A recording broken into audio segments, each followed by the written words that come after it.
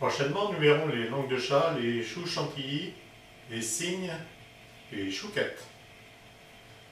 Et aujourd'hui, nous allons faire la génoise. Nous allons faire la génoise qui sert pour la fabrication d'un grand nombre de grands gâteaux. Alors, dans le robot, on a mis 4 œufs et 125 g de sucre.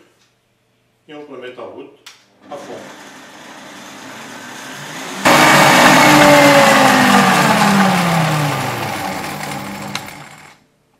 Voilà. La génoise est suffisamment montée.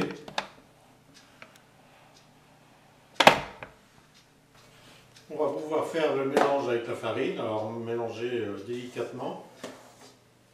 Alors on a 125 g de farine et 2,5 g de levure chimique. Alors toujours mélanger délicatement avec une spatule ou une écumoire. On prend bien jusqu'au fond et on remonte. Si la farine est mal mélangée, on va la retrouver après la cuisson.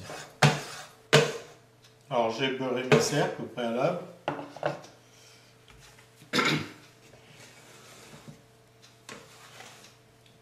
Mais vous utilisez ce que vous avez, hein, des moules, des cercles, peu importe. Et on remplit soit à l'écumoire, soit avec une corne.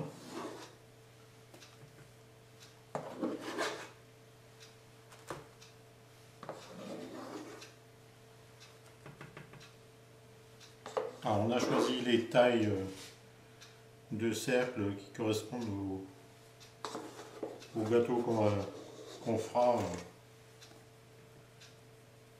par la suite. Voilà, alors la cuisson est terminée. Alors l'avantage avec les cercles, c'est que ça s'enlève très facilement. Alors la cuisson dure environ une demi-heure.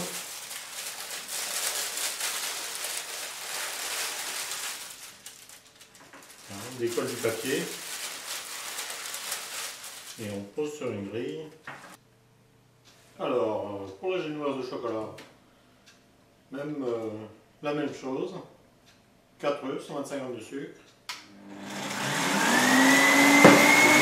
Ajouter le mélange farine, cacao poudre et levure chimique.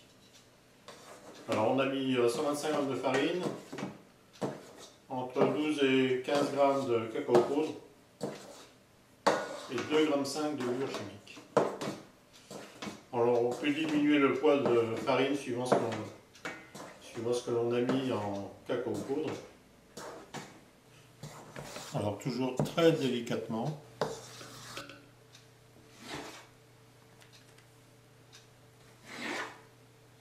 Alors il ne faut pas s'amuser à étaler dans le moule. Ça s'étale tout seul, sinon vous pourriez la faire retomber. Alors la cuisson, la durée de 30 à 40 minutes et de 160 à 180 degrés.